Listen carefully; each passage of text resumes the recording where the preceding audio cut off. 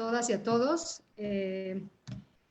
Queremos presentarnos. Nosotros somos pues una parte del equipo de formación de la Coordinación Educativa de la Red de Faros, y también nos acompañan talleristas de las Faros que colaboraron con este equipo en la construcción colaborativa de una línea de tiempo en torno a la noción de artes y oficios, que lo hicimos a través de una herramienta, Timeline.js, que también se los vamos a presentar en un momentito.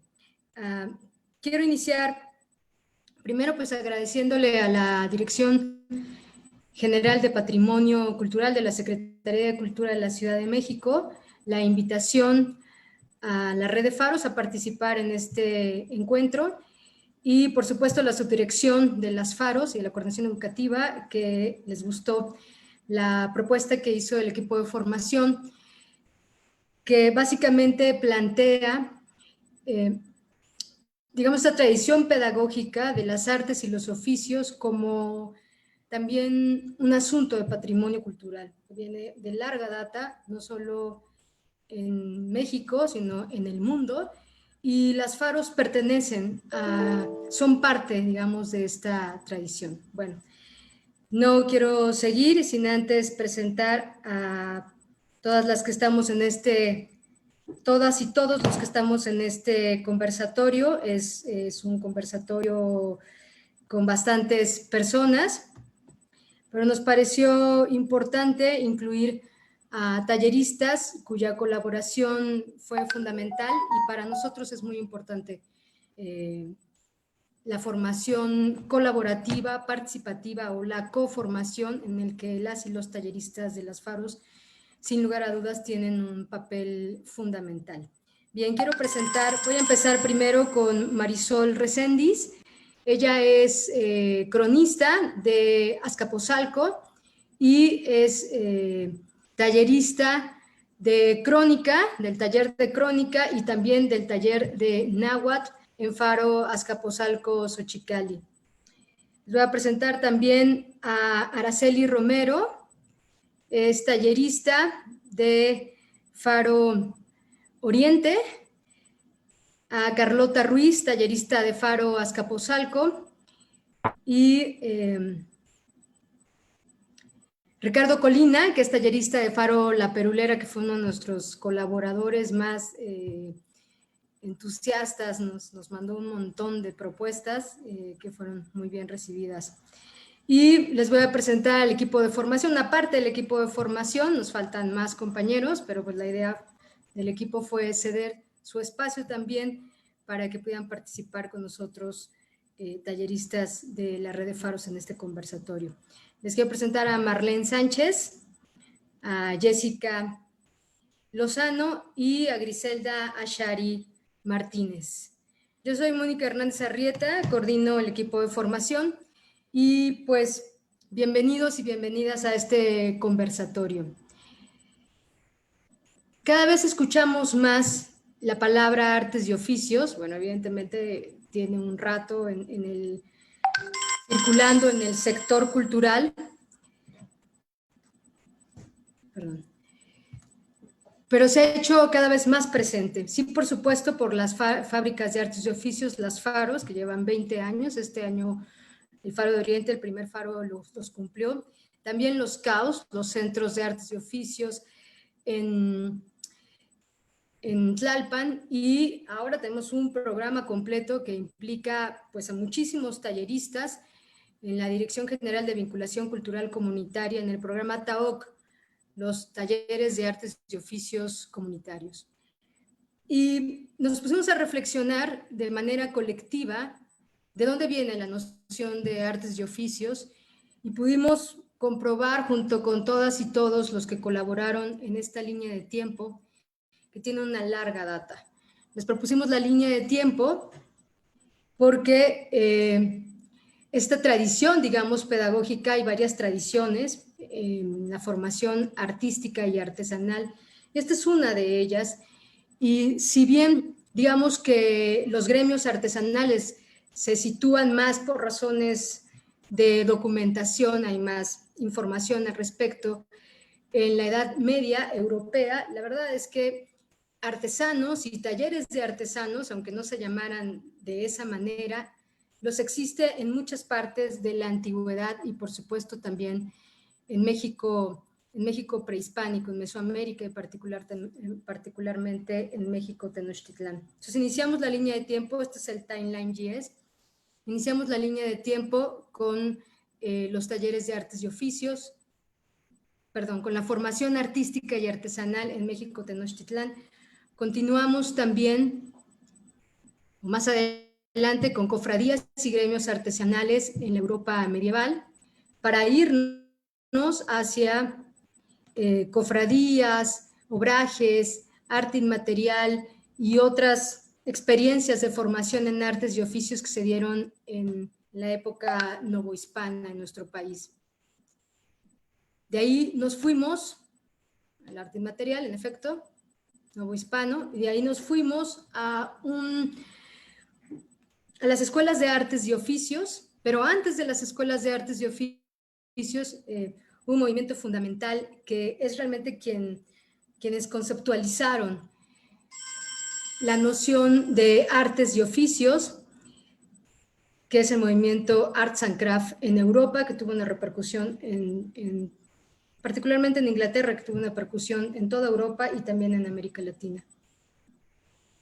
Seguimos con la escuela Bauhaus, con una fuerte influencia del movimiento Arts and Craft y también otras influencias que veremos más adelante. Acá en México, con las escuelas de pintura al aire libre, que son una influencia fundamental para las faros y las misiones culturales, proyectos vasconcelistas.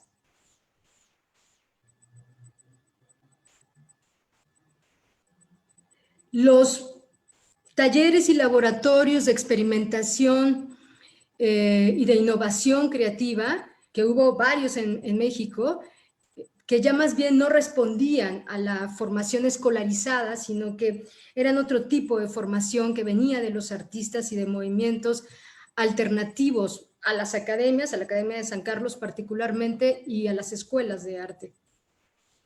Y también incluimos en esta línea de tiempo, solo que ya no lo pudimos meter, el taller de gráfica popular mexicana, que es muy importante, que es tiene una fuerte presencia, digamos, esta tradición pedagógica de las artes y los oficios en México. Incluimos a propuesta de una tallerista, estas fueron propuestas de talleristas, uno de Faro Azcapotzalco, otro de Faro Aragón, talleres de feminismo, talleres de artes, propiamente pues emanados del movimiento feminista, y concluimos con dos iniciativas que en efecto son escolarizadas, a diferencia de mucho de esta tradición en la que vamos a reflexionar y les vamos a presentar el día de hoy, pero que son importantes, son significativas. El Centro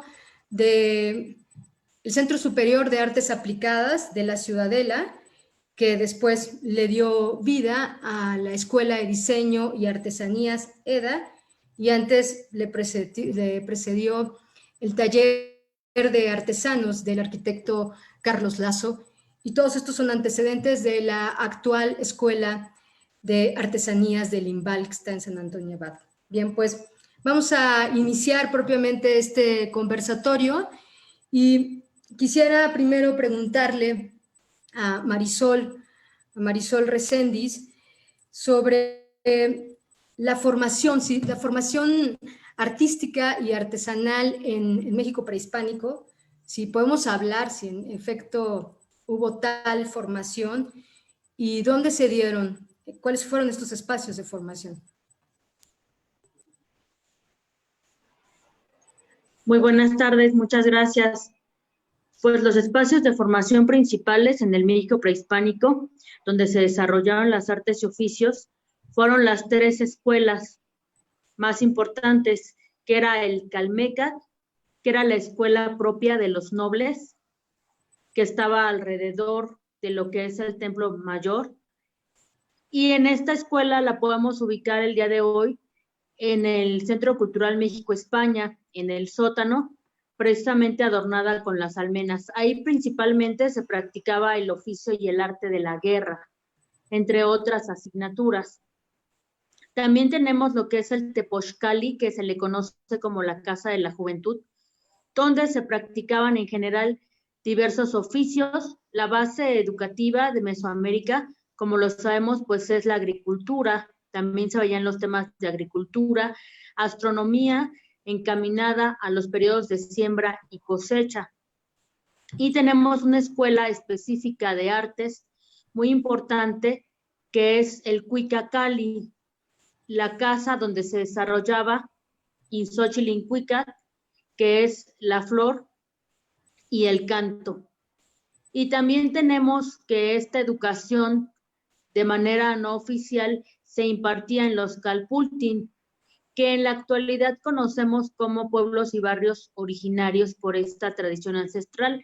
Ahí cada Calpultin desarrollaba un oficio diferente, teniendo como resultado pues objetos preciosos de arte plumario, el desarrollo del papel amate,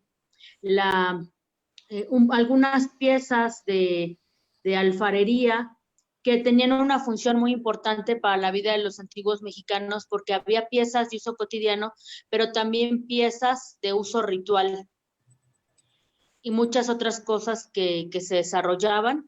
Todas estas mercancías se intercambiaban y se comercializaban en la economía del trueque en los tianguis o tianquisqui. A su vez, también las familias podían perfeccionar un oficio, el cual heredaban a sus hijos. Una de las evidencias arqueológicas más importantes de estas piezas preciosas está en el Palacio de Atzayacat. Desafortunadamente, estas piezas sabemos de ellas por una crónica, porque fueron desafortunadamente destruidas, pero sabemos que llegaba a haber artesanías donde se unía la madera, el arte plumario, piezas de oro y plata, de algunas piezas semipreciosas, y que bueno, lo que sabemos del trabajo de muchas piezas semipreciosas y de estas grandes obras de arte que tenemos también en monumentales, en las piedras y en los códices. Gracias. Muchas gracias, Marisol. Quisiera conectar, bueno, vamos a dejar México prehispánico para irnos a Europa. Sin duda, pues México ha tenido una influencia de Europa desde que fuimos colonizados por los españoles, bueno, en el momento de la conquista. Y en Europa ocurrió otro punto muy importante en esta tradición, digamos, pedagógica, que tiene que ver con los gremios artesanales y antes con las logias y también las cofradías, que fueron agrupaciones de artesanos en el que hubo ya incluso prácticas, digamos, pedagógicas vinculadas con esta tradición de la que estamos hablando. Quiero preguntarle a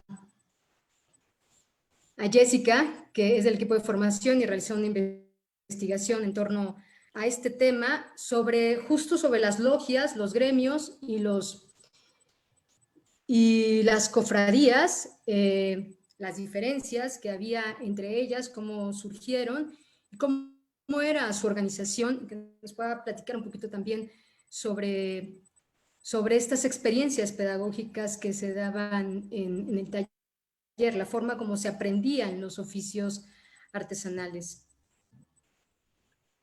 Bueno, hola, buenas tardes a todos. Les voy a hablar primero un poquito de las tres diferenciaciones que podemos encontrar entre cofradías, logias y gremios. Bueno, las cofradías eran las primeras agrupaciones que surgieron y fueron pues, en el siglo IX al XI, estamos hablando que la Edad Media abarcó 10 siglos. Entonces, bueno, en estos siglos se encontraron las cofradías y estas iban surgiendo pues en diferentes regiones. Las que más se nombran a veces en la historia son en España. Y estas cofradías estaban bajo la protección de un santo. Eran agrupaciones, como ya les había dicho, que reunía artesanos, pero eran de diversas profesiones. Eso por un lado, y las cofradías dejaron más o menos de existir por el siglo XI. Después surgieron las logias, que eran ya comunidades de artistas, de artesanos, y que estos sí tenían un esquema, digamos, pues, de jerarquía. Entonces, en este esquema se encontraba el arquitecto, que era el que dirigía la obra. Estas logias eran básicamente formadas para la construcción de iglesias. Entonces, había en el mando los arquitectos, que a su vez trabajaban con los artistas, maestros, y los obreros o los jornaleros. Y todos estos tenían ya un salario. Esto era más o menos en el periodo del siglo XII al XIII, tocando un poquito el siglo XI. Y después siguen los hablando de la gremios. época de las catedrales góticas. Perdón, Sí. estamos hablando de la época de las catedrales góticas. De las logias Sí, bueno, tuvieron que ver. sí, claro. Sí. Y después surgieron los gremios que al ver que no se les reconocía en las logias el trabajo, digamos, artístico de pintores, escultores, decidieron emanciparse de las logias. Ellos fueron los primeros en que dejaron las logias para hacer una comunidad, grupos ya especializados en diferentes oficios, y que estos a su vez contrataban o albergaban a otras personas. Sobre todo hay una imagen muy importante que son los aprendices. Entonces, bueno, esas son las tres diferencias que podemos ver de comunidades en donde había trabajos manuales, artísticos. Eso sería como a grandes rasgos. ¿Y dónde era el espacio de aprendizaje? Platícanos un poco sobre el taller, sobre esta figura del maestro artesano, el oficial y el aprendiz. Y también lo quiero conectar con otra pregunta que te quiero hacer, que tiene que ver, ¿los oficios vienen de oficial? O sea, cuando hablamos ahorita, de oficios... eso lo vemos. Esa es una pregunta muy interesante, pero bueno, ahorita respondo primero por lo que decías. Obviamente había y existía una jerarquía gremial. Los maestros estaban encabezando esa jerarquía, después seguían los aprendices, que es una figura importantísima, porque sería como la especie de alumno, ¿no? De los gremios, y después seguían los oficiales. Los maestros eran encargados de manejar todo esto, tenían los medios de producción, pero también el saber, el conocimiento. Ellos transmitían eso a los aprendices. Eran dueños de todo, del taller, la materia prima, y esta a su vez era encargada de transformarse en diferentes producciones. Había bastante oficios en esa época. La época más esplendorosa de los gremios surgió en el siglo XIII al XIV. Entonces, ahí eso se hacía principalmente para protegerse uno de otros de forasteros que fueran también a bajarles, digamos, el negocio a estas agrupaciones. Por eso es que surgieron, para protegerse y también para trabajar en producción mínimas y pequeñas para las clientelas que les perdían los encargos. Entonces, esta manera, el maestro fungía como el tutor, el enseñante, el que tenía ese conocimiento y lo trasladaba a los aprendices. Y los aprendices aquí eran niños, empezaban a una edad muy temprana, a los 9, 12 años, incluso hay registros que hasta los 20, pero eso ya era muy extremo.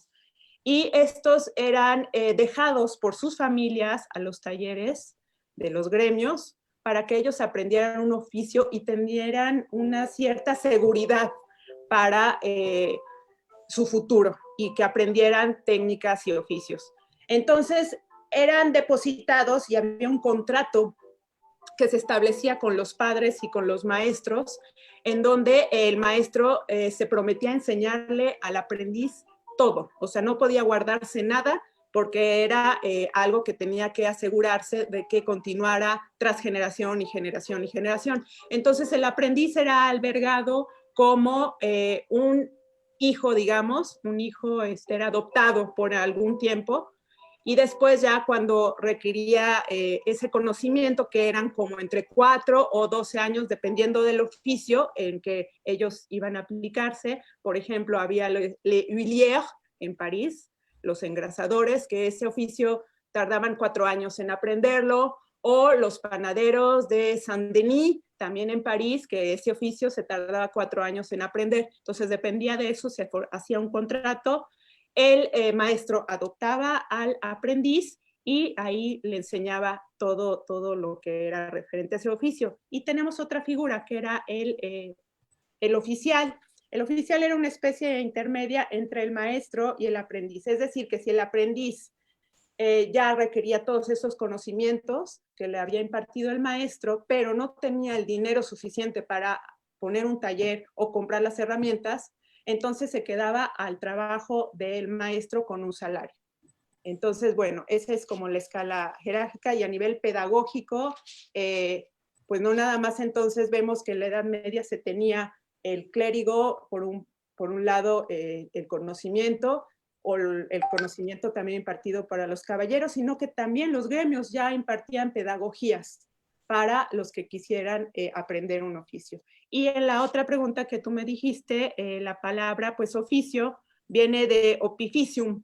Entonces, su léxico, digamos, está compuesto de opus, que es obra, y facere, que es hacer. Y esta misma la comparte el oficial, que también en latín es officialis y comparte ese mismo léxico. Entonces, digamos que el oficio y el oficial se deriva de la palabra oficio. Bueno, muchas gracias. Obviamente en la Edad Media aún no existía la palabra, bueno, no obviamente, no existía aún la palabra taller. Taller viene de atelier, es de origen francés el vocablo, y fue del siglo XVII, más o menos cuando apareció. Pero bueno, había talleres como tal, el núcleo de aprendizaje, digamos, en estos espacios, en estos talleres en los que también habitaban, eran casas, taller, y al mismo tiempo eran espacios de comercialización, pues tenían la dinámica de un taller como núcleo de aprendizaje. Vamos a dar otro salto cuántico y nos vamos a ir a la época novohispana. Y quiero hacerle una pregunta a Araceli Romero, de Faro de Oriente. Ahí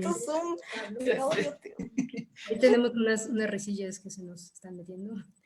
De Faro de Oriente, que hizo una investigación y nos mandó un texto en el que nos comentaba que ya en San José de los Naturales, la primera escuela de México colonial, ya instituida por los españoles, había formación en artes y oficios. Platícanos un poco sobre esto, Araceli. ¿Se le llamaba tal cual artes y oficios, o cómo era este proceso formativo, y por qué nos hiciste esa propuesta de ya existía formación en artes y oficios en la primera escuela instituida por los españoles en México? Hola, buena tarde a todos. Bueno, sí, como comentas, Mónica, en esta época de inicios de la Nueva España, es importante mencionar el trabajo que hizo Fray Pedro de Gante. Fue uno de los primeros franciscanos que llega digamos, a la Nueva España a realizar su labor de evangelización. Aquí es importante mencionar que este primer colegio de San José de los Naturales tiene un antecedente, que fue la Capilla de la Enseñanza, como ahora se conoce, en lo que es en Texcoco. Fray Pedro de Gante llega primero con 3 frailes de la orden franciscana, que fue Juan de Tecto y Juan de Ayora, y ellos inician esta labor para evangelizar. Lo primero que realizan pues es aprender la lengua que pues nativa, ¿no? Que en este caso era el náhuatl, para poder enseñar y ellos se dedicaron a enseñar primeramente a los niños que eran de familias de la nobleza indígena. Les enseñaron a leer y escribir primeramente para después iniciar con algunos talleres, por así decirlo, de artes y oficios. Primeramente les enseñan música y carpintería.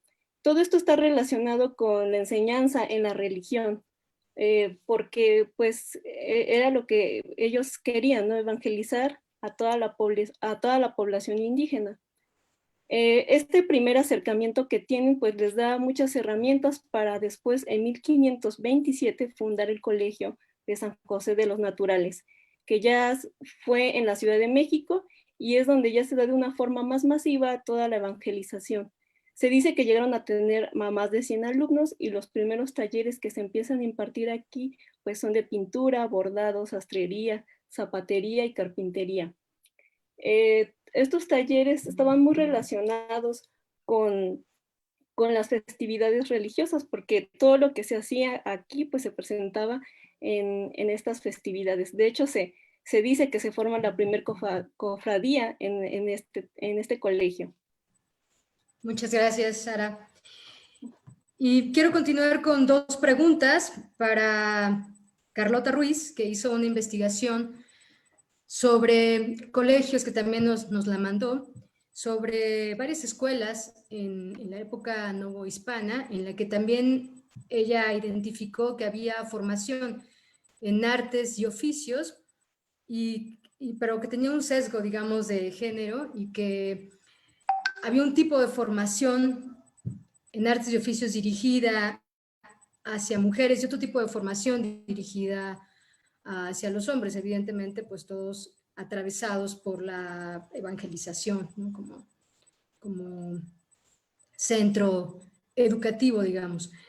Platícanos un poco sobre esto que investigaste, Carlota.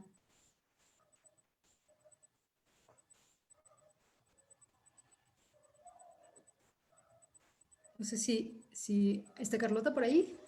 Bueno, mientras me voy a adelantar con una pregunta que le quiero hacer a Shari, quien hizo una investigación sobre... ¿Sí, Carlota, estás ahí?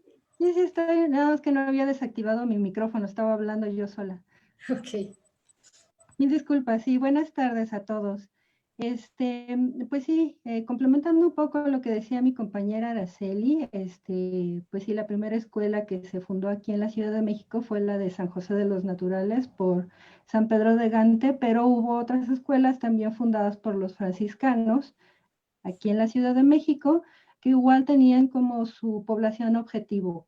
Entonces, pues en la de los naturales se enseñaba principalmente a la clase más igual y podrían darse, digamos, educación tanto a las niñas como a los niños, pero sí siempre como cuidando esa diferencia entre los tipos de oficios que había para niños y qué oficios había para niñas, ¿no? Para las niñas les enseñaban bordado, tejido, y a los niños pues sí carpintería, escultura, herrería, zapatería, cómo hacer campanas, por ejemplo. Entonces sí había esa diferencia. Y después se fundaron algunas otras escuelas, también de parte de los franciscanos, que se podría mencionar el Colegio de Niñas, que fue fundada por una cofradía que se llamaba de la del Santísimo Sacramento. Y bueno, ellos tenían la preocupación de ver a tantas mujeres indigentes que no tuvieron educación y bueno, se dieron a la tarea de fundar esta escuela, cuyo objetivo era darles una buena educación cristiana, como siempre lo principal era la evangelización, y prepararlas para ser buenas esposas. Entonces lo que implicaba era que aprendieran cocina, sí les enseñaban un poquito sobre cómo leer, cómo escribir, pero realmente no se hacía mucho énfasis en eso. Las mujeres que no conseguían marido, pues sí se les enseñaba también un poco de matemáticas para que ayudaran dentro de la misma escuela a hacer la contabilidad. y algunas de ellas pues sí no permanecían en la escuela bajo este tipo de empleos en la escuela, sino que podían conseguir empleos en otros lugares, pero bajo esa condición, ¿no? De ese estigma, por así decirlo, de que eran solteronas. Igual les enseñaban música para que pudiesen participar en los coros o podían aprender, por ejemplo, a tocar algún instrumento o a cantar. Y entonces de esa manera también si se quedaban sin marido, podían ellas trabajar en algún otro lugar impartiendo este tipo de clases. Inclusive, Gracias. ajá, perdón. Gracias, Charlotte. Y quisiera conectar esto último que comentabas, Ujú. que tiene que ver, digamos, con arte inmaterial, que no son tanto oficios, ¿no? Y con la tradición, digamos, con los espacios de formación, porque lo que hemos estado en este momento hablando, pues son espacios, digamos, escolarizados que crearon los españoles, tanto para españoles o criollos como para naturales, que les llamaban. Y que, bueno, evidentemente no nos sorprende que este sesgo que había hacia las mujeres y el asunto de la evangelización, lo que nos resulta significativo es también la presencia de los oficios, aunque no se llamara propiamente, no se había, digamos, generado el concepto como tal, la noción de artes y oficios, está ahí presente. Pero hay otra tradición también formativa, digamos, que no está en estos espacios escolares, sino que tiene más que ver, me parece, con las festividades. Y Ashari ahí hizo una investigación que tiene que ver con el arte inmaterial, y no solo el arte inmaterial, es decir, la música, la danza, el teatro, no solo con el arte inmaterial, sino también con la aplicación, digamos, de oficios en las festividades, vinculadas muchos de ellos a las cofradías, y que fueron también espacios de aprendizajes, ¿no? Que podemos ver hasta nuestros días. ¿Por qué no nos comentas un poco sobre ello, Ashari?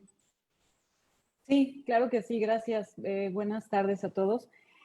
Tiene que ver, como lo han comentado poco a poco mis compañeras, con el estrecho vínculo que hay sobre la necesidad de educar y la religión.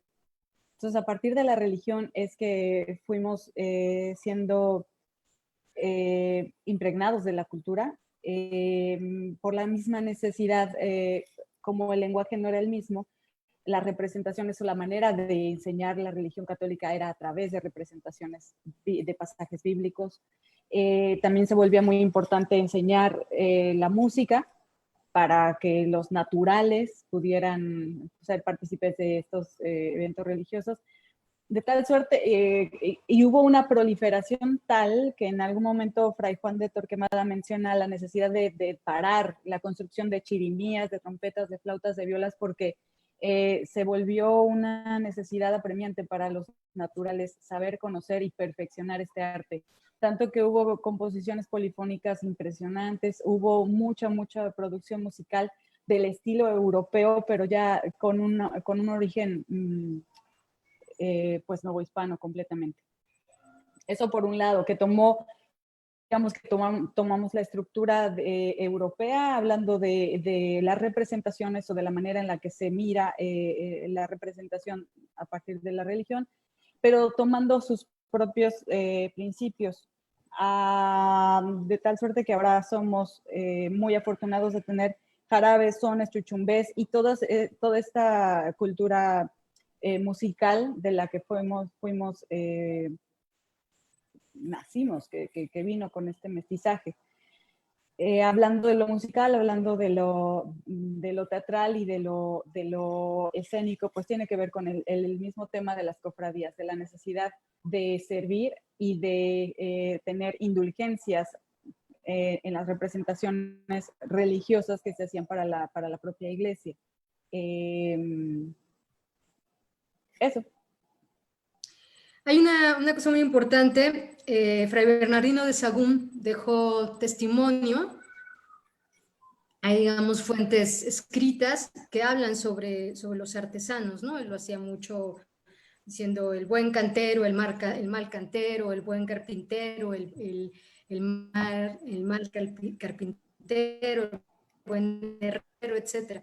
Pero tanto en lo que le llaman el códice, corrígeme si me equivoco, bueno, la historia general de las cosas de la Nueva España y su versión también en náhuatl, deja, ¿cómo se llama, Marisol, el códice? Recuérdame, el códice florentino, deja testimonio pues En el la Códice presencia. Florentino, Exacto, donde tenemos la presencia de todos los oficios, es en el Códice Florentino. exactamente. Y también hay, ¿no? Menciona en las cosas generales, la historia general de las cosas de la Nueva España, yo ahí leí una parte importante que tiene que ver con los oficios. Entonces, bueno, lo documentó Fray Bernardino de Sahagún, pero hay una serie de testimonios que han quedado en la tradición popular mexicana, tanto en los barrios y pueblos originarios, que siguen habiendo como barrios especialistas en alguna tradición artesanal que vienen de los calpulis, evidentemente, y en todo esto que menciona Ashari, que se puede percibir en las fiestas patronales, donde también se dan espacios de formación o también se dan experiencias pedagógicas formativas, donde se aprenden, por ejemplo, ¿no? Hacer tapetes de serrín pintado, etcétera, etcétera, ¿no? El arte ahora de las flores, etcétera, ¿no? De construir una serie de elementos ornamentales importantes en las fiestas patronales que vienen de esta época, con un evidente mestizaje, donde hay una tradición pedagógica, digamos, no institucionalizada. Sí, de hecho, Escuelas, yo pero sí. quisiera comentar algo brevemente ahí, Claro. que estas fiestas patronales se transculturizaron con lo que era el Tonalamat, que era el Día de los Destinos, que significa el Día del Destino, que era la siembra que se le hacía del nombre a cada niño de su día de nacimiento, y eso pasó a ser el santoral. Y las fiestas agrícolas, las veintenas, las trecenas, fueron sustituidas efectivamente por estas fiestas patronales, y la asimilación de artes y oficios fue muy fácil porque ellos ya tenían ese concepto del desarrollo de las artes y de los oficios, e incluso de los secretos que tenían que los artesanos, recordando que, bueno, toda la cultura náhuatl estuvo aprendiendo incluso con los toltecas, ya que tolteca significa artista, y fueron perfeccionándose. Algunas de estas artes y oficios se conservaron a pesar de la conquista, afortunadamente, hasta nuestros días. Gracias, Marisol. Y de México prehispánico y de la época novohispana también en nuestro país, vamos a regresar a Europa, porque, bueno, no podemos negar que hay una influencia europea, pero sobre todo esto que tiene que ver con la noción de artes y oficios. Digamos que hay un momento fundamental en esta noción, que es el movimiento Arts and Craft, o el movimiento de artes y oficios que surgió en Inglaterra. Para irnos un poquito más rápido, vamos a pasarles un videíto que hizo el equipo de formación. Todos estos materiales ustedes pueden consultarlos o se los podemos facilitar también las ligas en la línea de tiempo que hizo el equipo de formación de las Faros, y también la coordinación educativa de las Faros, y también en un Padlet, que a ver si nos da tiempo, es decir, una pizarra virtual colaborativa en la que pusimos todos las colaboraciones que nos hicieron talleristas como los que hoy nos acompañan, que nos fueron enviando textos, infografías, presentaciones, podcasts, etcétera. Bueno, entonces vamos a ver este videíto sobre el movimiento Arts and Craft.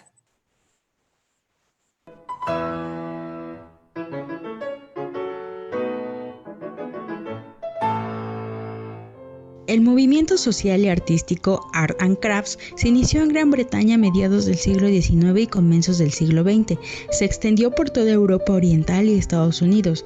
La creciente importancia de la industrialización hizo que un grupo de artistas, arquitectos, diseñadores, escritores, artesanos y filántropos se propusieran reafirmar la importancia del diseño y la artesanía en todos los campos del arte. El principal exponente y propagandista del movimiento fue el diseñador, pintor, poeta y reformador William Morris. Morris, un apasionado socialista, proclamó: "No deseo el arte ni la libertad para unos pocos". Su ideología está sustentada en la idea del arquitecto August Powen, quien destacó la superioridad moral del arte medieval, y del crítico de arte y escritor John Ruskin, quien denunció la codicia e intereses egoístas de la sociedad capitalista contemporánea. Morris enuncia que el arte tiene que ser bello y funcional. Su ideal de belleza está basado en la pureza y la simplicidad de la artesanía medieval, que reforzó todavía más con los pintores prerrafaelistas Edward Burne-Jones y Dante Gabriel Rossetti. La Red House 1859 en Beckley Heath, Kent, Reino Unido, marca el inicio emblemático del movimiento. Morris se le encargó a su amigo el arquitecto Philip Webb para él y su nueva esposa. La casa de ladrillo rojo es un ejemplo de la obra completa, un concepto que se convertiría en el centro no solo de la filosofía Art and Crafts, sino también de muchos otros movimientos, en los que se encuentra el Art Nouveau y el Art Deco. En 1861, Morris fundó junto con sus amigos una compañía que se basaba en los gremios medievales, en los que el artesano diseñaba y realizaba el trabajo. Su objetivo era crear objetos bellos, útiles y asequibles de artes aplicadas, de manera que el arte se convertiría en una experiencia viva para todos y no solo para los ricos. Los miembros de la compañía se dedicaron a diseñar y producir objetos domésticos, incluido mobiliario, tapices, vidrios tintados, alfombras, azulejos y papel pintado. La mayor innovación del movimiento Arts and Crafts radicaba en su ideología y no en su estilo de diseño, que retornaba a la arquitectura, las tapicerías, los manuscritos iluminados y los estilos rústicos de decoración y mobiliario medievales. Con frecuencia, sus temas y objetos se inspiraban en la leyenda del rey Arturo. Cuando el movimiento Arts and Crafts empezó a perder fuerza alrededor de la época de la Primera Guerra Mundial, los preceptos de idoneidad en relación al propósito y honestidad de los materiales continuaron ejerciendo su influencia.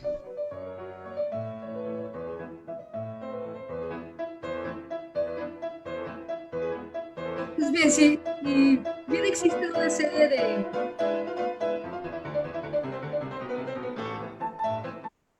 Si bien existe una serie de antecedentes formativos, digamos, en esta tradición de artes y oficios, es aquí donde cuaja, digamos, el concepto, la noción de artes y oficios, justo con este movimiento. Quisiera nada más señalar, por ejemplo, los prerrafaelistas, porque ahí surgió esto del prerrafaelismo y a algunos les puede saltar de qué se trata.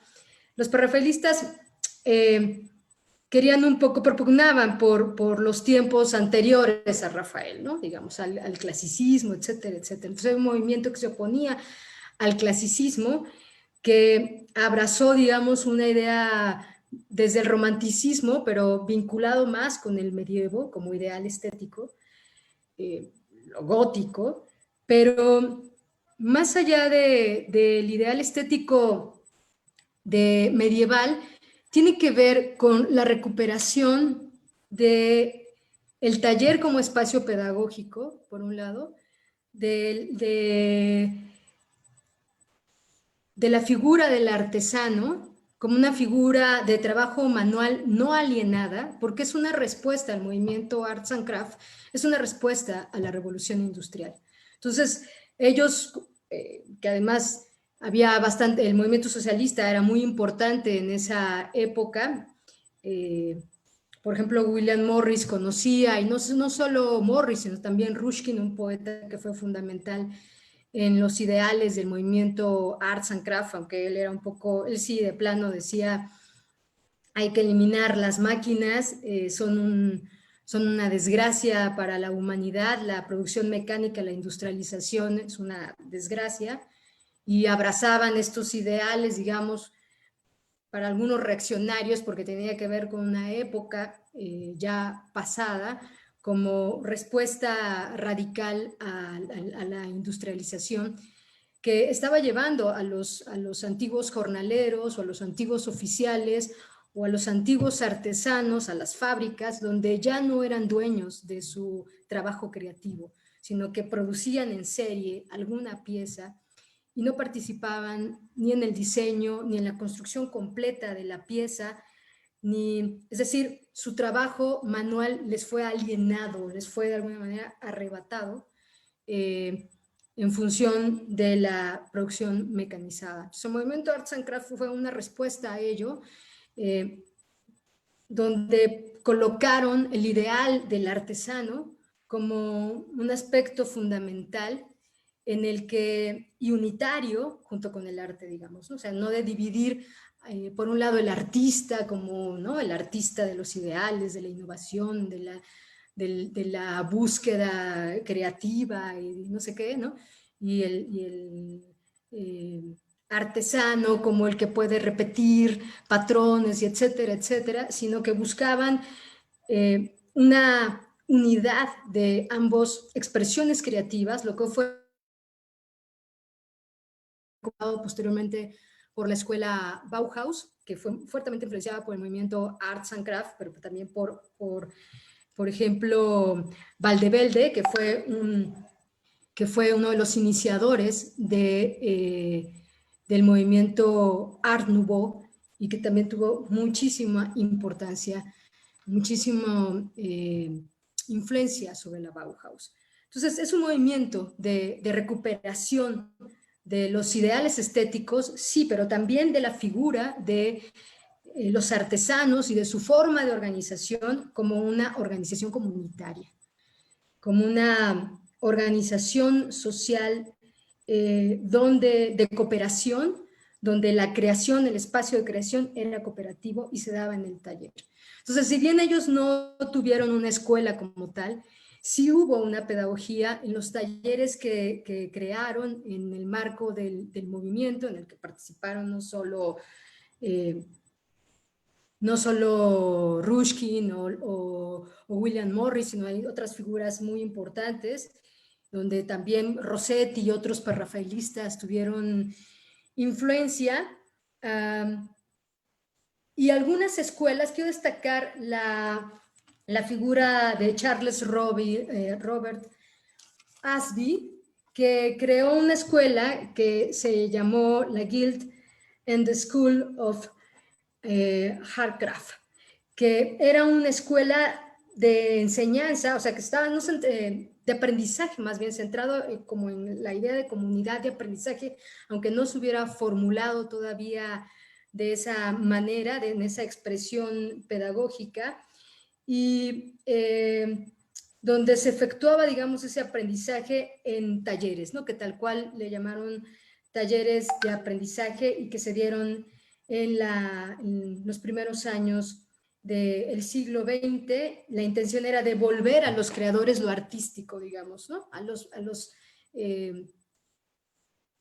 trabajadores que habían sido alienados por la producción en serie, por volverlos obreros, sacarlos del taller para llevarlos a un lugar sombrío, ¿no?, de explotación, ¿no?, una estética fabril, ¿no?, que representó evidentemente pues la producción industrializada.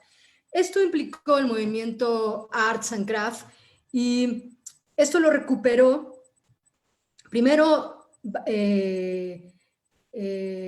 Van de Velde, que además fue el primer director de una escuela de artes de oficios que influenció toda la creación del resto de las escuelas de artes de oficios. Es decir, surge la Bauhaus, surge el movimiento Arts and Crafts en Inglaterra, se expande su influencia por toda Europa.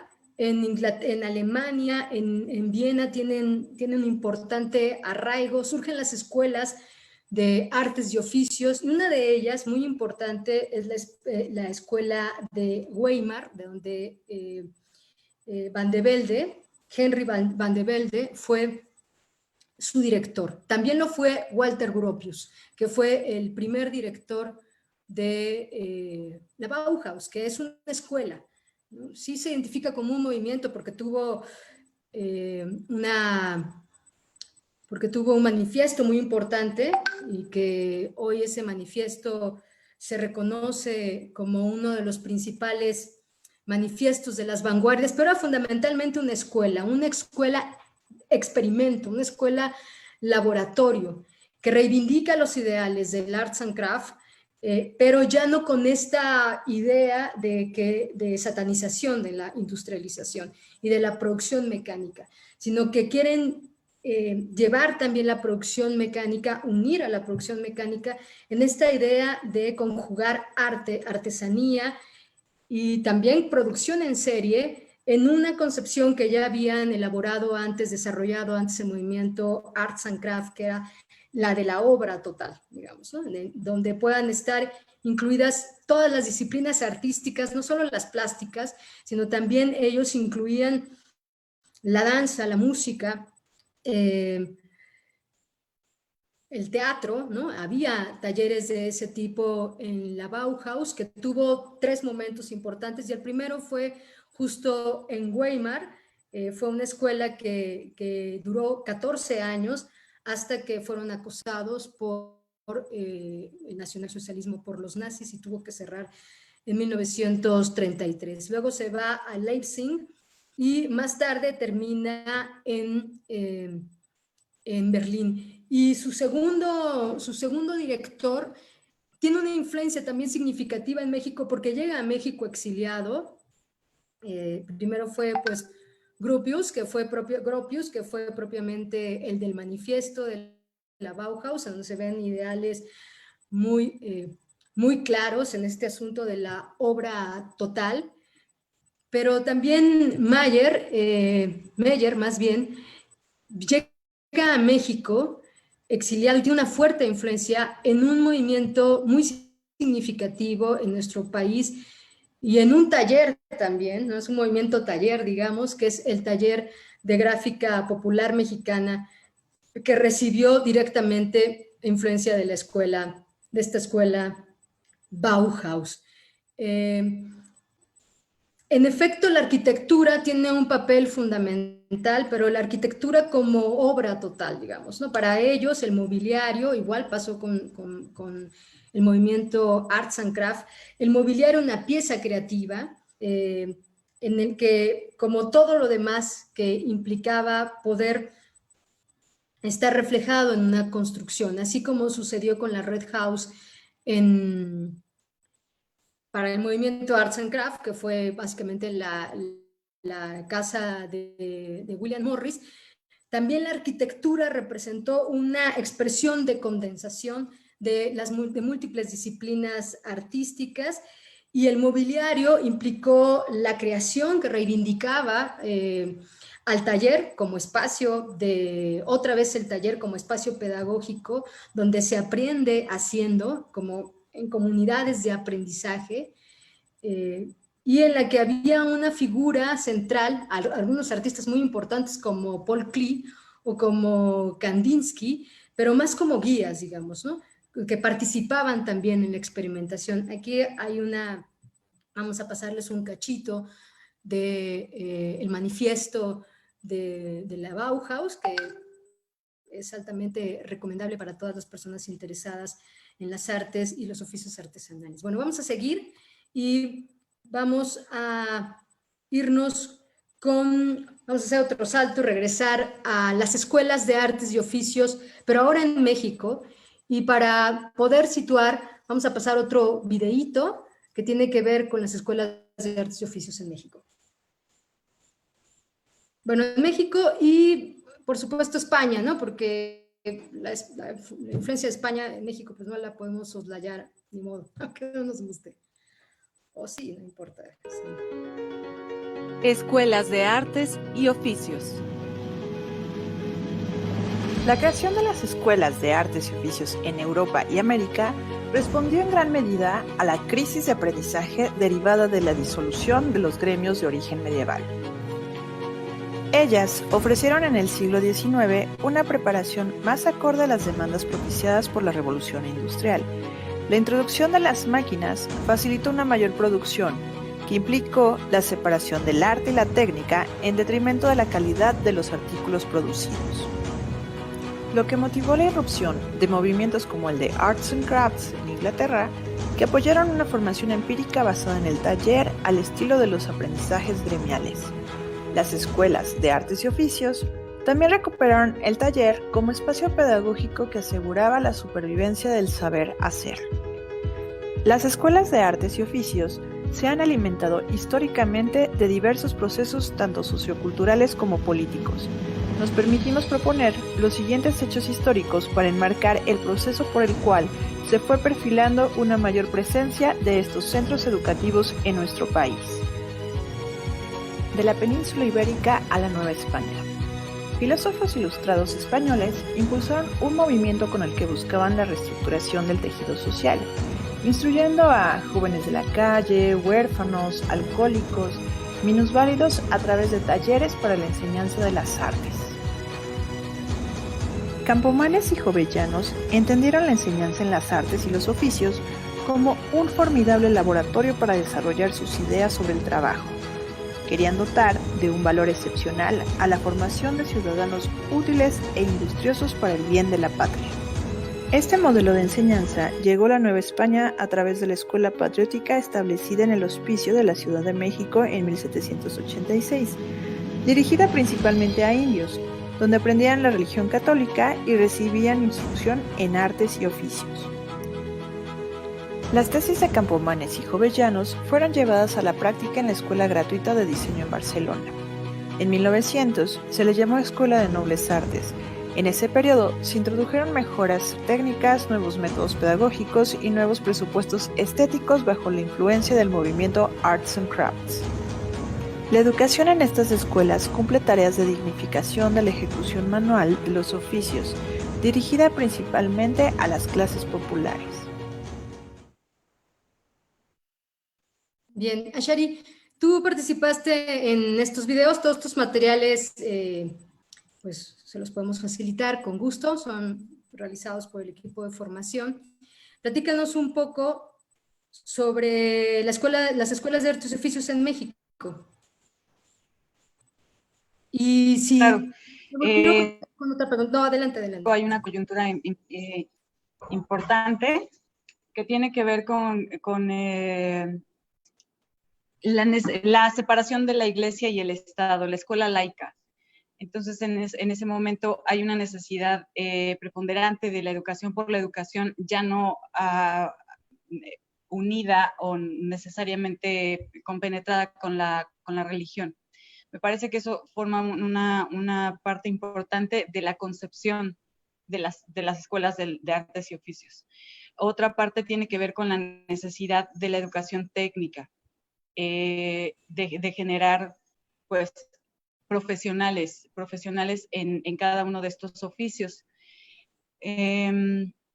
A partir de esto, Lucas Alamán propone que se creara la escuela, Lucas Alamán y otro grupo de pensadores, educadores, la Escuela de Artes y Oficios y Agricultura. Eso no procedió en ese mismo año, pero para 1843 se inaugura la primera Escuela de Artes y Oficios.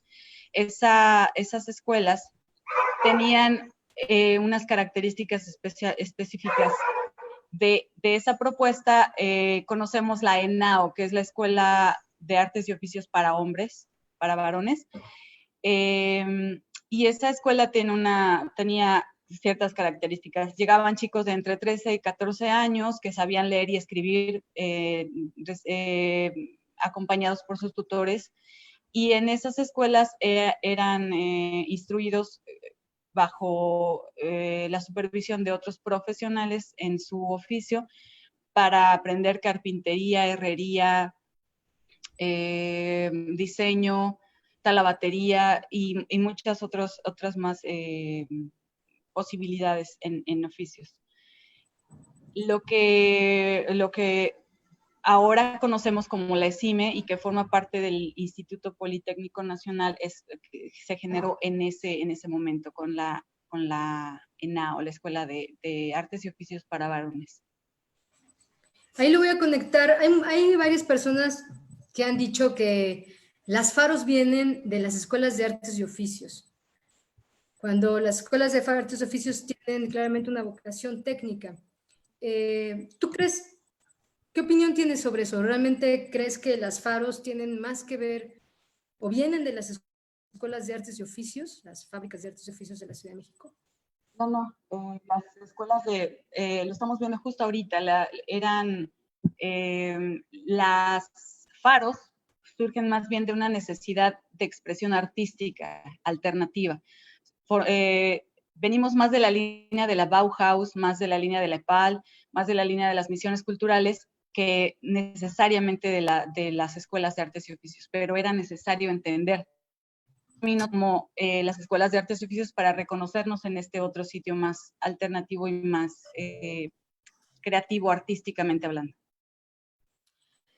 Sí, más bien como que lo que inició en las escuelas de artes y oficios lo siguió el Politécnico, ¿no? En gran medida, y algunos otros centros educativos muy técnicos, que eran de capacitación para el trabajo, que no es precisamente el objetivo o lo que impulsa las experiencias pedagógicas de las faros, porque están mucho más vinculadas con la creación artística y artesanal y con otras experiencias alternativas. Y ahí quisiera conectarlo, pero antes de conectarlo con la CEPAL, quiero hacerte rápidamente una pregunta, Ara, algo que también no mencionó tanto a Shari, que es como, ¿qué tipo de formación, qué talleres había, por ejemplo, en la Escuela de Artes y Oficios para Mujeres? Hay que recordar que esta escuela también tenía ese objetivo, ¿no? De formar de una forma muy técnica a las mujeres, y fue uno de esos primeros espacios que se abrieron para la educación hacia las mujeres. Recordar que se inauguró en 1871 durante el último periodo de gobierno de Benito Juárez, y pues se tenía esta idea de que nuestro país tenía que tener un progreso. Estos espacios le brindaron las herramientas necesarias a las mujeres para que ellas pudieran formar parte del trabajo productivo en el país. Los talleres que se imparten en estos espacios pues son muy básicos, porque al principio en esta escuela no se tenía como muchos recursos económicos. Recordemos que fue fundado por el secretario de Gobernación, José María del Castillo, pero en un inicio esta escuela pues era un establecimiento de beneficencia pública, era dirigido para mujeres que eran de escasos recursos. Las clases que se impartían aquí, pues las podemos clasificar en 3 grandes grupos, que podrían ser las clases que eran para la formación de la mujer, donde se enseñaba la moral, la higiene y la economía doméstica, porque pues tenían esta idea, ¿no? De que la mujer pues iba a ser madre de familia y que iba a estar al cargo pues propiamente de los hijos y de su esposo. Después tenemos otro grupo de materias elementales donde se les enseña gramática y aritmética. Y después las clases donde ya se incluyen los talleres de artes y oficios.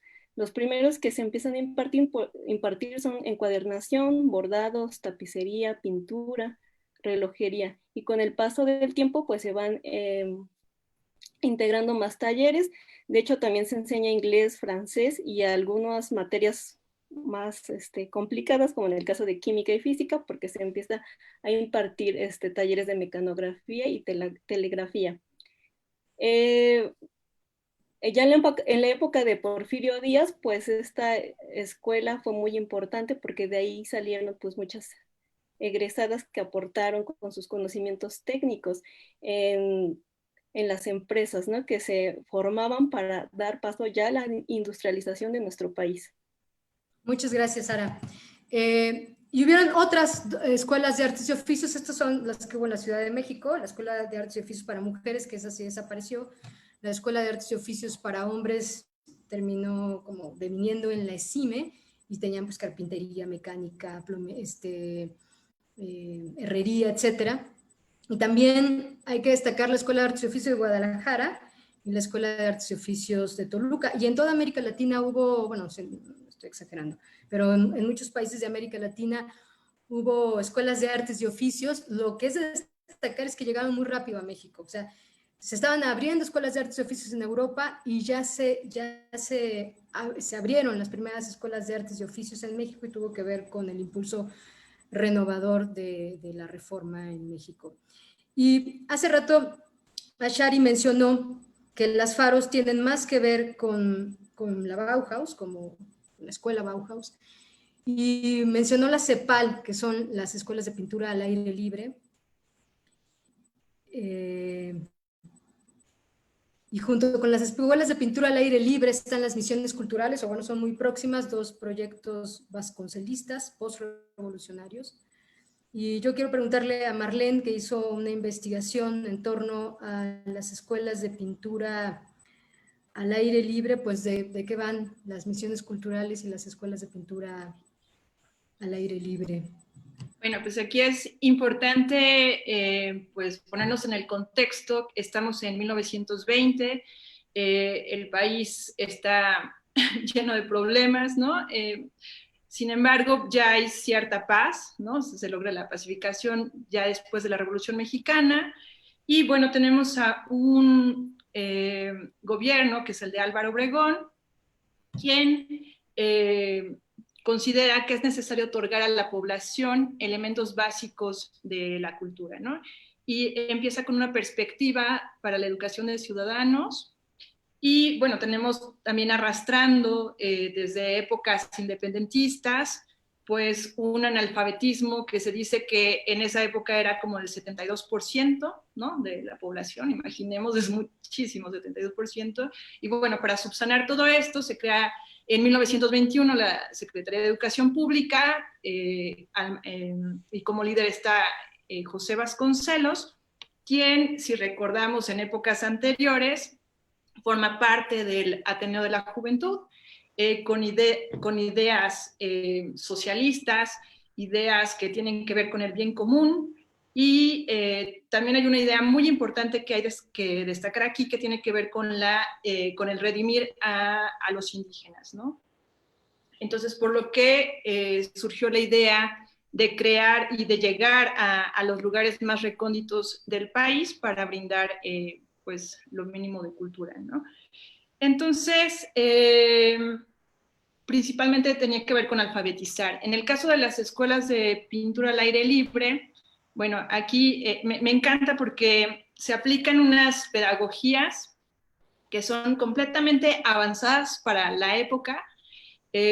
Una de las ideas es que se manifieste la creatividad de una forma libre, ¿no? Eso me encanta, imagínense, o sea, tú ven, no habían restricciones para ingresar a las escuelas de pintura.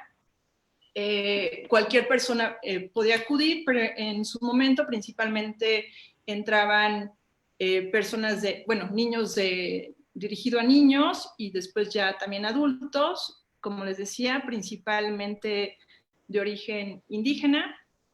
Y bueno, se partía de la idea de que se manifestaran de manera libre y espontánea y rompieron totalmente con esta cuestión academicista, ¿no? Que se replicaba todo lo que se hacía en Europa. Entonces, fueron muy importantes para nuestro país porque a partir de ello se crea un movimiento ya más adelante, ya después ya consolidadas las escuelas de pintura y las misiones culturales, que es el movimiento estridentista.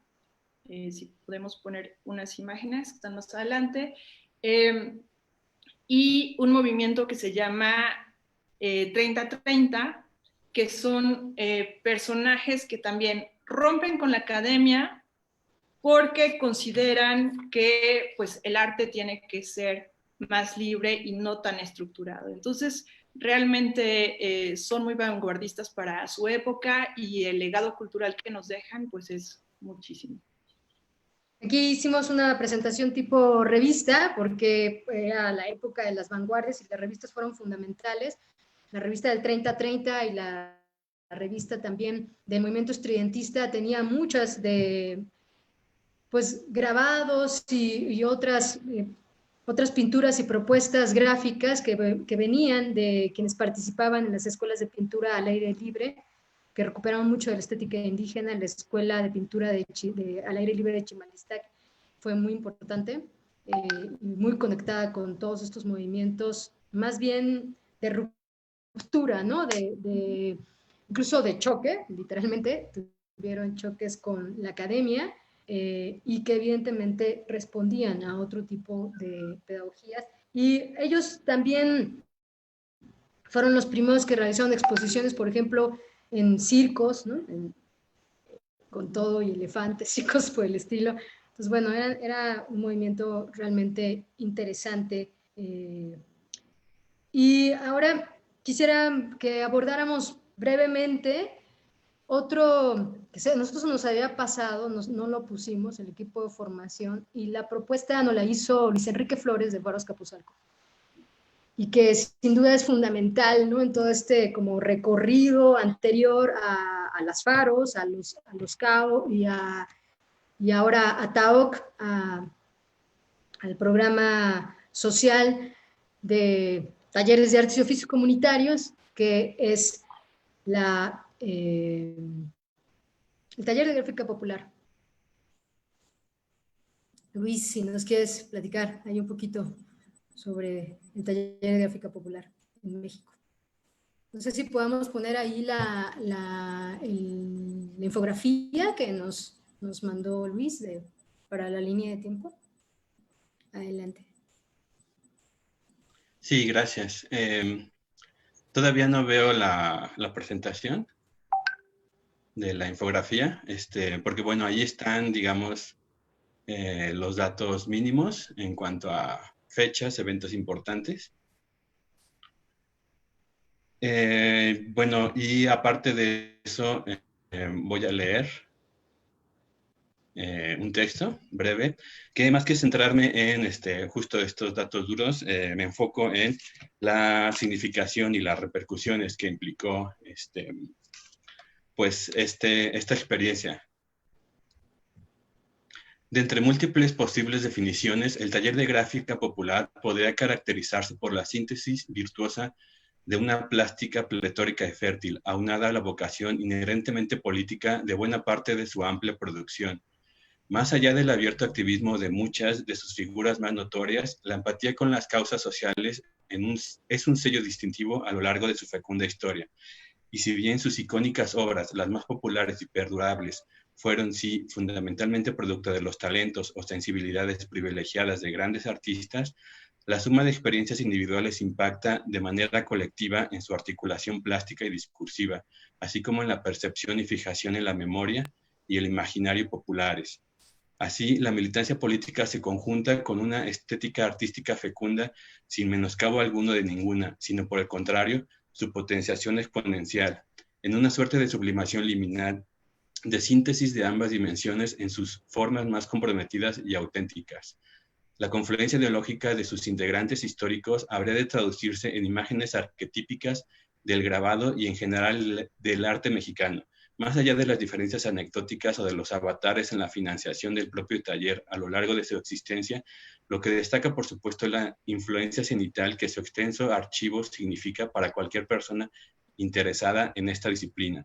La impresión de grabado, tan remota en su técnica artesanal enteramente original en cuanto parte del soporte virgen hacia el conjunto de trazos y texturas que conforman esa imagen de reproductibilidad limitada y apegada a la naturaleza del material, perdura en la actualidad no por supuesto como un anacronismo, sino tal vez como un sustrato esencial, equiparable en un símil cuando menos dudoso a su sucedáneo digital, el meme, en su esparcimiento inmediato y en su producción virtualmente desprovista de técnica al alcance de cualquiera, de manera análoga a la que en el siglo pasado.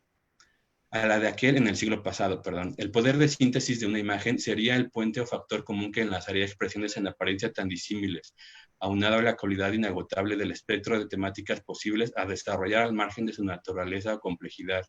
Esto, por supuesto, salvando las evidentes diferencias y obviando la banalidad e intrascendencia de la mayor parte del universo de imágenes digitales que nos rodean, creadas por lo demás a través de la reutilización o reciclaje de elementos y su referencialidad trastocada y reorientada, en contraste con la autenticidad del grabado, en la inevitable fijación de la subjetividad de quien lo realiza. Finalmente, y de manera adicional a la posibilidad de representar y enunciar cuestiones de cualquier índole y a su concreción brillante en una obra conjunta, única, en las temáticas abordadas con frecuencia en el trabajo del taller de gráfica popular, se descubre de forma insoslayable la meridiana vigencia de sus posturas políticas, en un contexto en múltiples aspectos semejante, en donde en el país las transnacionales y sus megaproyectos extractivistas conforman la política expresa de sucesivos gobiernos dóciles con sus consabidos saldos de contrastes sociales e injusticia generalizada, mientras que en el panorama mundial los fascismos repuntan con una coincidencia histórica paradójica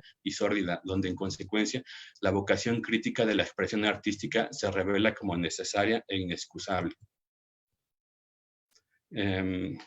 Bueno, creo que no se alcanzan a ver los textos de las imágenes, pero me imagino que igual se podrá compartir. Ahí está, no sé si está, ahí está. Sí, gracias. Bueno, ahí están algunos de sus integrantes o exintegrantes más notorios, y lo que hace la infografía pues es hacer un recorrido histórico desde sus antecedentes, pasando por la fundación y también centrándose en el tipo de temáticas que maneja. Entonces, es en 1937, por ejemplo, está un poco más adelante. Su fundación, un antecedente importante, entre otros, es la LER, por supuesto, la Liga de Escritores y Artistas Revolucionarios. Y pues lo ilustré más que con imágenes pues no sé, anecdóticas, pues con obra, porque me parece que es lo más importante. Todos reconocemos, todos hemos visto estos grabados, aunque quizá pues no identifiquemos a los nombres o al taller de gráfica popular como tal. Pero pues justo eso es lo que quise resaltar tanto aquí en la infografía como en el breve texto que acabo de leer. Gracias, Luis. Gracias por el texto que redactaste. Una infografía sin duda muy bonita. Y al contrario, a un ustedes. aspecto fundamental en esta tradición pedagógica que estamos haciendo un recorrido. Vamos a finalizar con el siglo XX. Ya vimos una parte del siglo XX. Todo esto es en México y tiene que ver con experiencias que ya no son escolarizadas, sino que vienen de los movimientos artísticos, que vienen de otra parte, digamos. Y a todo esto responden las faros, ¿no? Son un poco herederas de toda esta tradición. Y bueno, quiero dejar la palabra a Ricardo Colina, quien nos propuso un montón de textos e infografías, y entre ellas también vamos a abordar esto último, que son los talleres y laboratorios de experimentación e innovación, para darle respuesta a algunas preguntitas que tenemos por acá, a ver si nos da tiempo. Y la EDA y la escuela el Centro de Artes Aplicadas, Centro Superior de Artes Aplicadas, que viene evidentemente todo este asunto de las artes aplicadas por influencia del movimiento Arts and Craft y de Bauhaus, escuela Bauhaus. Adelante. Disculpen, esa infografía la pueden pasar al final de las primeras que yo mandé. No sé si esa primero, las 5 primeras y después la otra, la que habíamos, la que pasó. Entonces,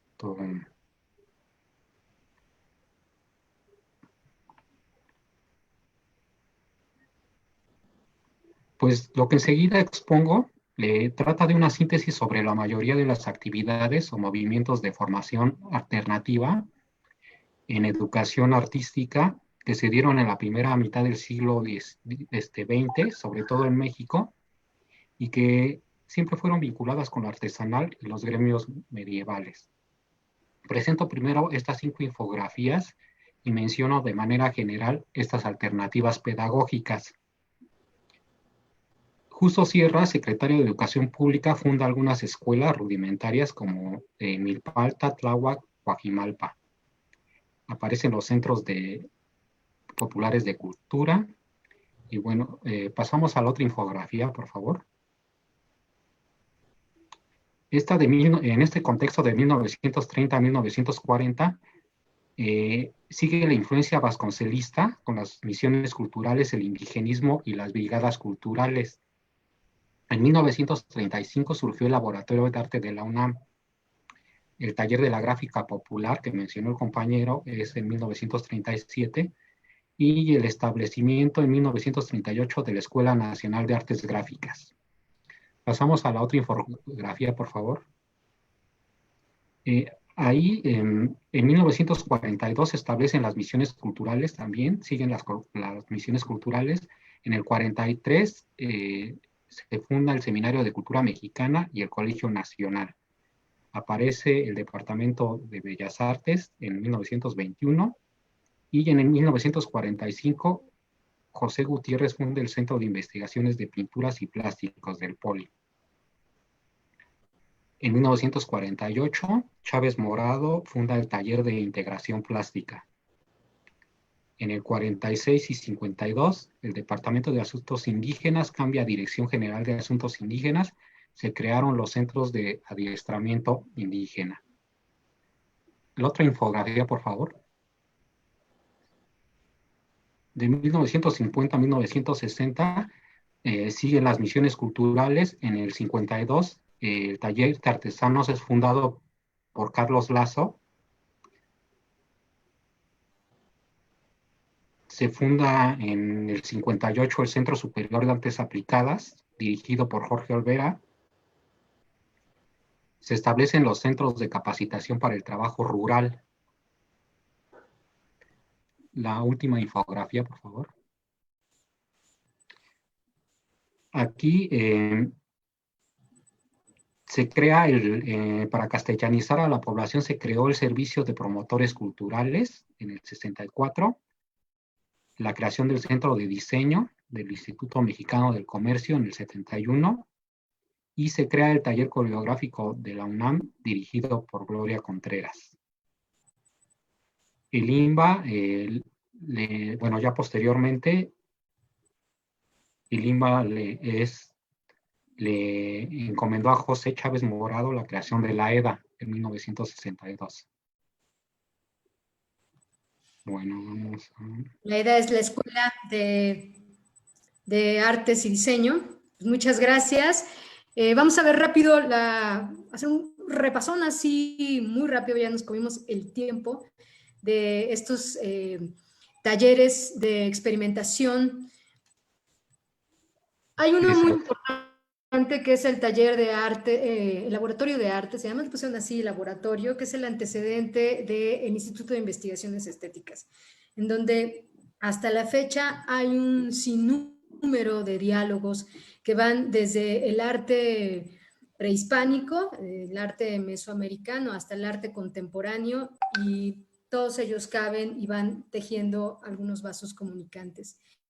El taller de materiales y plásticos del profesor Gutiérrez, que ya lo mencionó por aquí Ricardo, se generó en el Politécnico, estaba vinculado al Politécnico, pero tenía una cierta independencia, y ahí en la experimentación se creó el Politec, que es una pintura que usamos todavía en todo el mundo, lo que usamos mucho más bien, ¿no? Sobre todo en los talleres en Faros, los hemos usado cualquier cantidad de veces Politec.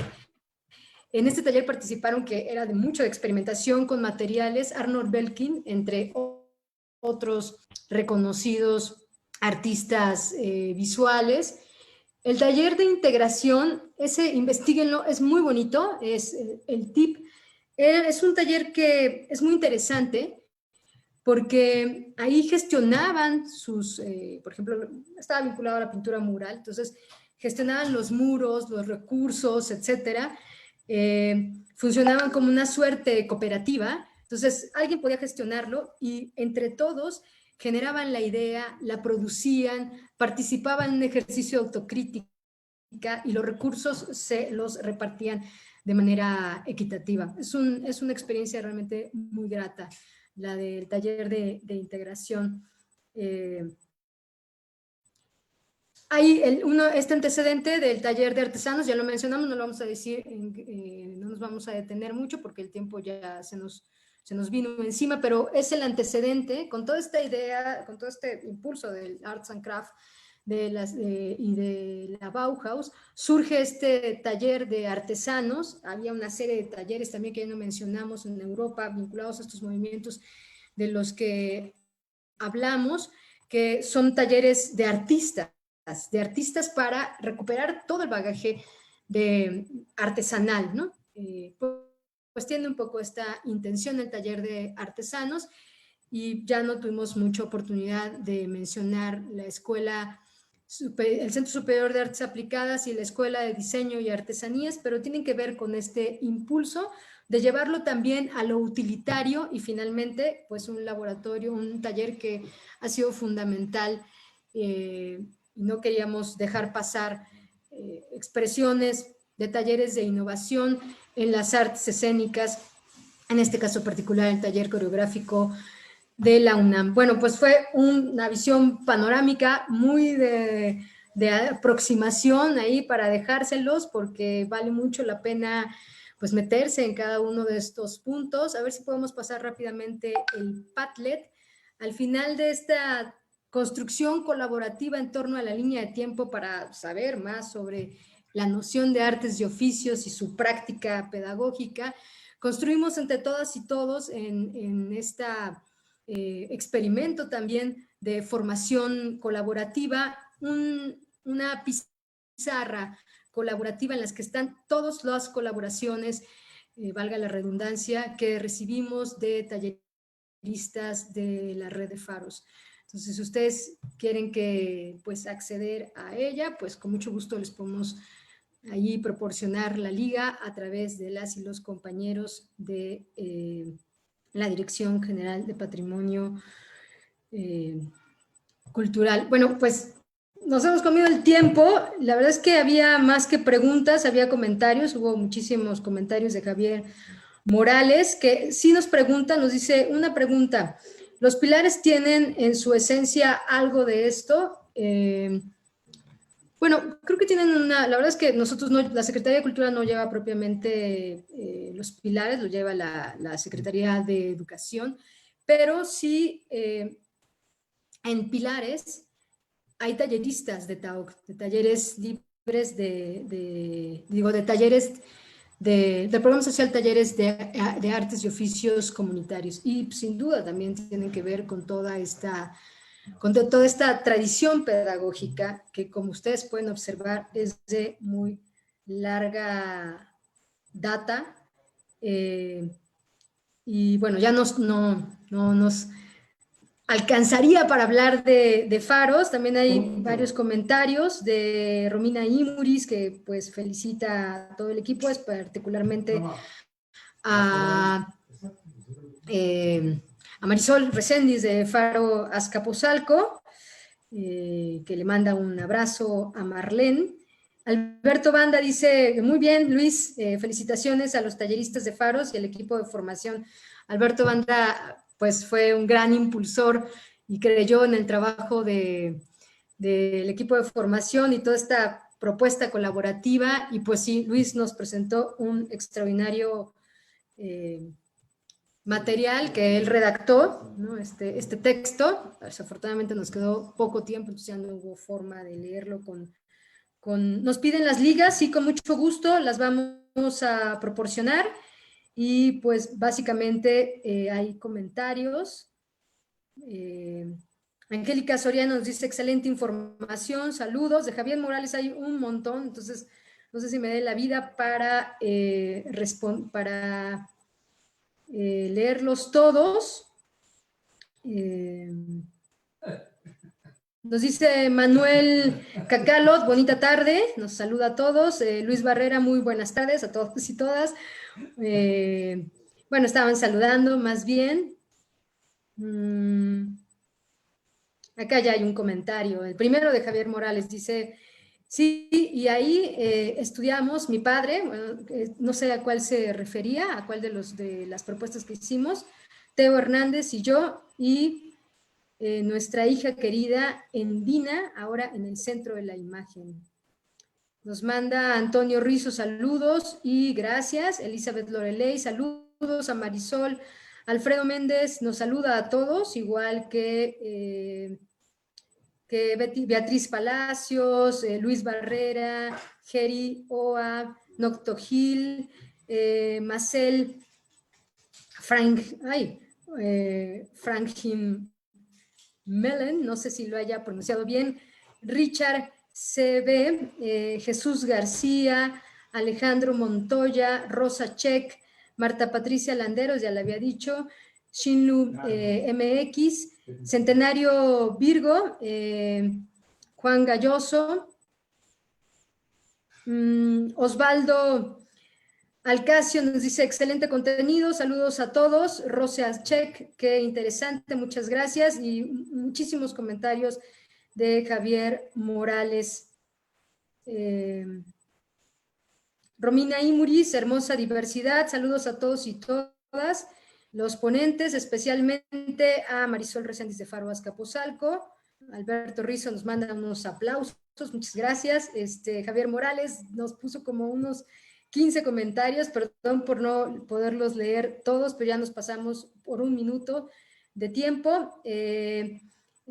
Cava Návalos también nos manda un saludo, Metzeri Franco, Romina Imuris vuelve a poner un saludo y pues básicamente, Javier, pues disculpa por no leer todos tus comentarios, fueron bastantes, pero los vamos a leer con más detenimiento. Pues muchas gracias a la Dirección General de Patrimonio Cultural por invitarnos, a la Subdirección de Faros y a la Coordinación Educativa por confiar en el equipo de formación y por hacer eco de esta propuesta de conversatorio un poco compleja, pero bueno, la libramos. 6 en primera, penitas, pero lo logramos, estaba un poco complejo. Muchas gracias a todas y todos, al equipo de formación, a todas y todos los talleristas que nos colaboraron, Araceli, Carlota, Ricardo, Luis, Marisol, muchísimas gracias, Alberto Banda, a Johanna Melchor y por supuesto también a Diego Galván, que confió, que le gustó nuestra propuesta y la impulsó. Al equipo de comunicación, a Karen y a Daniela, un gran abrazo. Muchas gracias a todas y todos.